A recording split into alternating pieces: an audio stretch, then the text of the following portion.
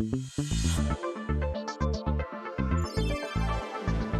my career, I've sat across the table from more than 100 witnesses in formal. I've watched the full spectrum of the human animal under pressure.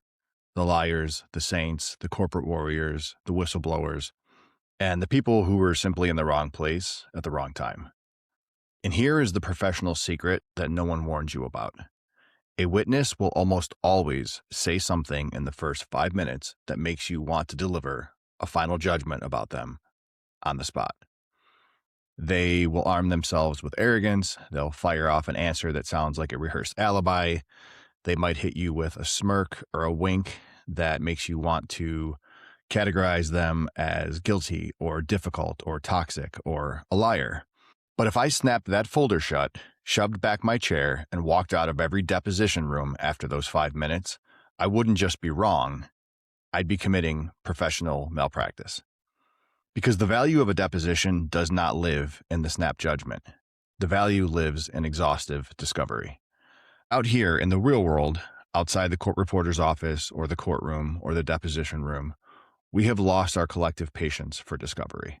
We are living in a high-velocity judgment culture, and our subconscious is sprinting for shortcuts.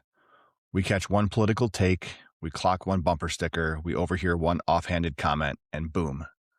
We label them immediately, we throw them into a category, we lock the door, and we lose the key. We tell ourselves we're being efficient, if we tell ourselves anything at all. We tell ourselves we're being safe.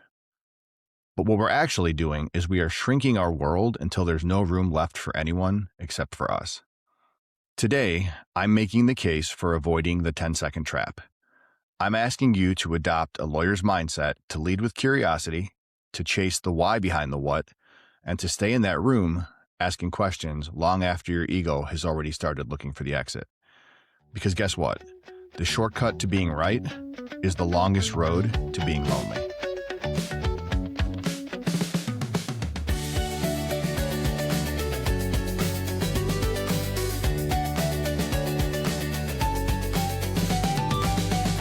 Ladies and gentlemen of the jury, we are living through a national deficit of connection. Welcome back to The Case For. I'm your host, Matt Campobasso, and I'm very grateful that you're joining me today. Our world moves at a velocity that human biology was not designed to sustain. We are absorbing thousands of data points every single hour, and because that stream never stops, our brains have hijacked an ancient survival mechanism, groupthink, and they've repurposed it as a filtration system. It worked when we had to make life or death decisions in the moment upon seeing an animal coming towards us. But in 2026, it's a trap. We have turned our entire lives into speed dating for our own prejudices. We see a logo, a news source, a single phrase, and within seconds, we've constructed a full 360-degree personality profile of the person standing in front of us. We are confusing categories with character, and it is costing us more than we know. So the truth is never really found in the snapshot. And I've talked about that concept here on the podcast previously. For example, when I mentioned we shouldn't just take the worst page of someone's book and assume that's the whole story. But here, as someone who has spent hundreds of hours in the discovery phase of litigation over a 10-year period, I can tell you this with conviction. Every single person has a why, a history, a set of incentives and specific wounds that built their worldview from the ground up. When we write someone off as just being that way, we are not just dismissing them. We are actually making a conscious decision to throw away the data that could help improve our own thinking. We are choosing the silo over the solution. So today, I want to show you how to trade your snap verdicts for a patient deposition in the courtroom of life. Exhibit A. The biological shortcut and the price of efficiency. So your brain is working overtime to save you energy, always. In a world that moves as quickly as ours, it has to.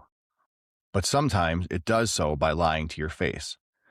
Neuroscience tells us that the brain is a prediction machine. To conserve processing power, it builds templates for people. When you encounter someone new, it scans your brain, finds the nearest match in its database, and it issues a verdict. I like this person, I don't like that person, they're right, they're left, they're good, they're bad. And in doing so, you oftentimes write someone off before you really take the chance to get to know them. That was a life-saving tool when you needed to read a shadow on the savannah thousands of years ago. If the shadow has a mane, you don't need to pet it, you run. But that's a catastrophic tool in a polarized workplace, a divided family dinner, or a fractured community. While the label that you're given feels like clarity, it's actually a blindfold. Every single time you put a human being into a box, you forfeit two things simultaneously: your ability to influence them and, far more dangerously, your ability to be influenced by what they might actually know. Efficiency and judgment is the mortal enemy of wisdom. Which brings us to Exhibit B, the deposition discipline. So I want to hand you a tool that comes right out of the practice of law, specifically litigation. And what I'm calling it is the deposition discipline. In a deposition, a lawyer's job is not to find a reason to set the witness aside. The job is to find a reason or an angle from which to dig deeper. When a witness says something that sounds ridiculous or contradictory, I don't roll my eyes, grab my notepad, and walk out of the room. I lean in. I say, hey, tell me more about that. How did you arrive at that conclusion? Walk me through the moment that shaped it. We would all be much more effective and more powerful if we adopted this degree of disciplined patience out in the real world. Why does someone hold the belief they hold? What was the first time they felt that way? What are they afraid will happen if they turn out to be wrong? When you start asking why, you stop seeing a caricature and start seeing a human being. And curiosity, by you and by that person, is the only thing that's stopping you from being a caricature yourself. So take a moment and apply that discipline in the world. Rather than write somebody off the next time you encounter an opinion that's contrary to yours, ask a question or two or three or 10.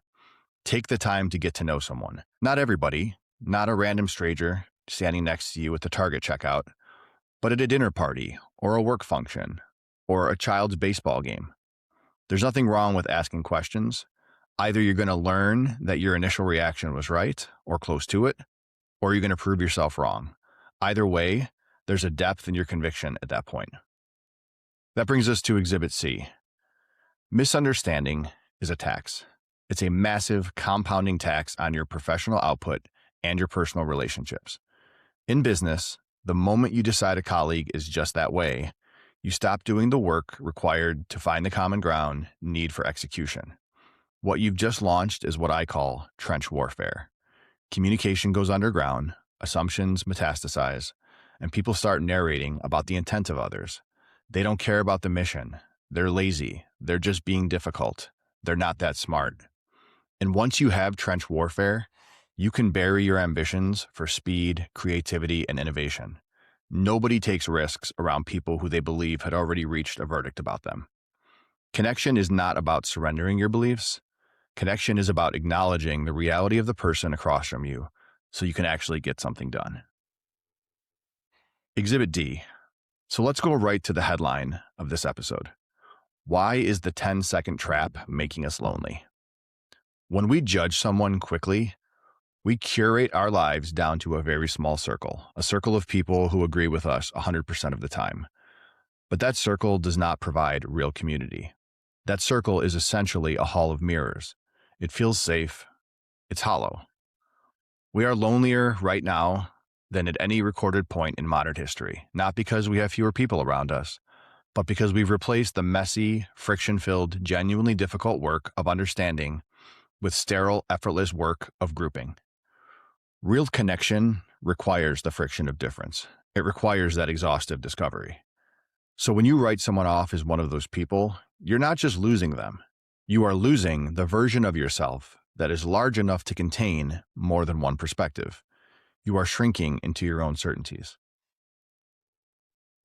All right, that's all the evidence for today. But no case survives without being tested under fire. So let's take a look at a handful of objections. Objection 1.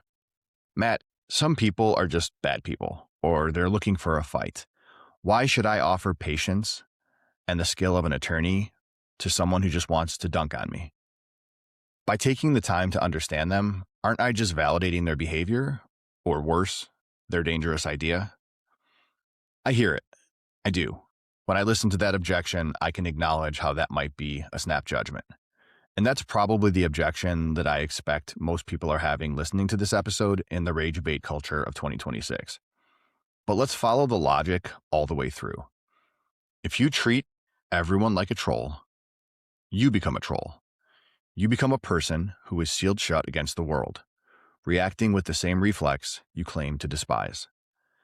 So here's the distinction that I think changes everything.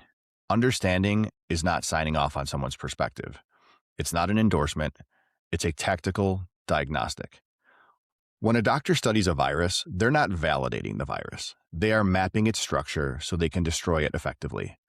So if you refuse to understand how someone arrived at an idea that you oppose, you're choosing to remain uninformed. And in every negotiation I've ever sat in, the person with the most data wins. So don't let 1% of the bad faith actors on the internet train you to treat the other 99% of people in your actual life, your team, your neighbors, your family, like villains. You don't owe energy to every stranger in the comment section, but you do owe it to your own intellectual growth to stay curious about the people who are actually in the room with you. So I'm going to overrule that objection. Objection number 2. What about the time it takes? I'm at capacity. I don't have bandwidth to run a deposition on every person I encounter. This 10-second snap judgment is just the price of being a high performer. I'm going to push back on that one and call bullshit. Is it efficient when a project that you're working on with the team craters because you misread your lead engineer's concerns? Is it efficient when a marriage fractures because you decided your partner was just that way instead of asking what was going on underneath the surface? We think snap judgments save us time. What they actually create is a debt of misunderstanding, and over time, that debt compounds. We spend hours venting about people to third parties. We burn days dwelling on perceived slights. We lose years living in the fallout of broken trust. The 10-second shortcut creates a decade of interest payments. A lawyer's mindset isn't about spending 8 hours buying a cup of coffee. It's a mental posture. It's the 10-second delay. It's holding your judgment in a stay of execution just long enough to ask, what am I missing here? True high performance isn't about moving fast into a wall. It's about moving at the speed of trust. So I'm going to overrule that objection too. Finally, our closing argument. Ladies and gentlemen of the jury, the world we live in is accelerating. And the temptation to judge, to label, to dismiss, to archive and move on has never been stronger. Outrage feels like strength. Certainty feels like a shield. But look around and be honest. Are we stronger? Are we more secure? Or are we just more divided and alone? The 10-second trap is a prison we build for ourselves, brick by brick, verdict by verdict. The moment you decide that someone is one of those people, you stop being a leader and you start being a follower of your own ego. When you do this in the workplace, you trade the chance to build a high-functioning team, a team engineered to win, for a room full of people who just look and think exactly like you do. And that room doesn't need a leader. It needs a mirror. The country we live in does not need more silos. Your family doesn't need more walls. Your company does not need more trench warfare. Adopting a lawyer's mindset in this regard is not about the law. It's about having the professional and personal courage to stay curious when it would be so much easier to be certain. So stay in that room. Ask the why question. Most people are carrying a weight you know absolutely nothing about. Find common ground, not because everyone's right, but because you're big enough to understand how they might be wrong. Do not let that trap close on you. Stay curious. Stay human. Before we wrap up this episode, I want to move out of the courtroom and into the real world and talk a little bit about some of the tools that we might be able to take into our lives to help us accomplish these things and to avoid that 10-second trap. Tool number 1, the origin inquiry. The next time someone triggers your judgment reflex, don't argue with their conclusion. Ask about the origin. Use this exact phrase. Help me understand how you got there. It's clinical, it's non-combative, it drops the other person's identity shield and gives you access to the inputs that you're probably missing. Micro tool number 2, the snapshot audit. Identify one person in your life that you filed away as just one of those people. And this week, Find one thing that you have in common with that person that has nothing to do with the topic you disagree on. A sports team, a parenting struggle, a movie, a hobby, a band. And then rehumanize that data point and try to reconnect with them. Micro tool number 3, the discovery delay. When you feel the urge to stamp a label on someone, just stop immediately. In legal terms, what you're doing there is you're staying the judgment until discovery is complete.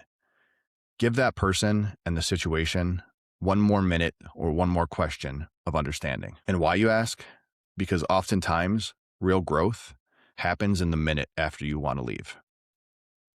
Micro tool number 4, the mirror mercy test.